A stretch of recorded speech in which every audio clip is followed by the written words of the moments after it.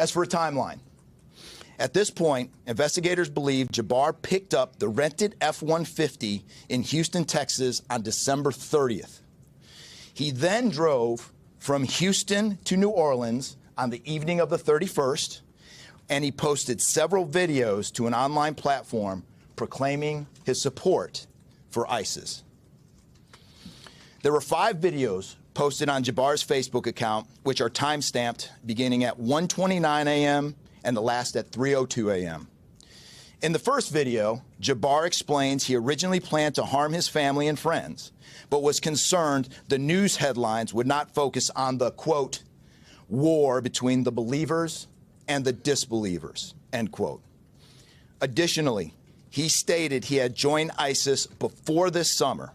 He also provided a will and testament.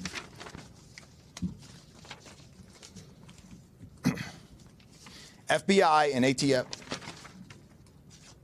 FBI, we have a couple different scenes at the location.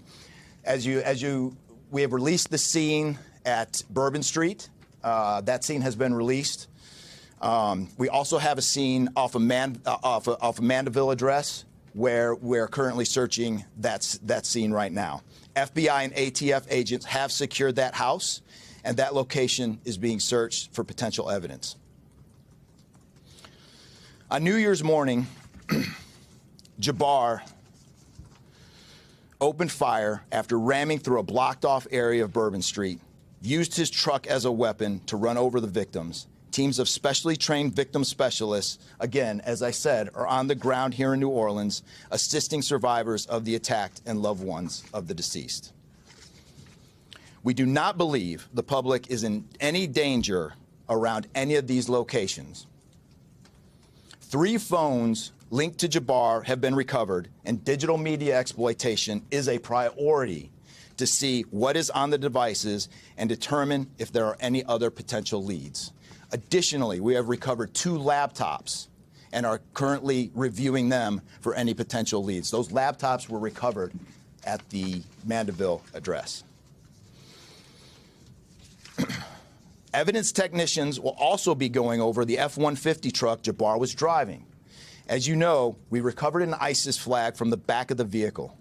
Jabbar declared his support for the terrorist group on social media, as I stated before, as he made his way to New Orleans.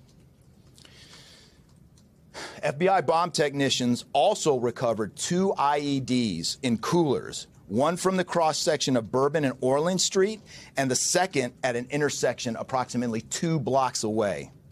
There were multiple reports of other devices. Those reports turned out to be misinformation or not actual functioning devices. Those are the only 2 devices that we've been able to recover that were functional. Both devices were rendered safe on scene. We did obtain surveillance footage showing Jabbar placing the devices where they were found. As I said before, 2 other items of interest were determined not to be IEDs.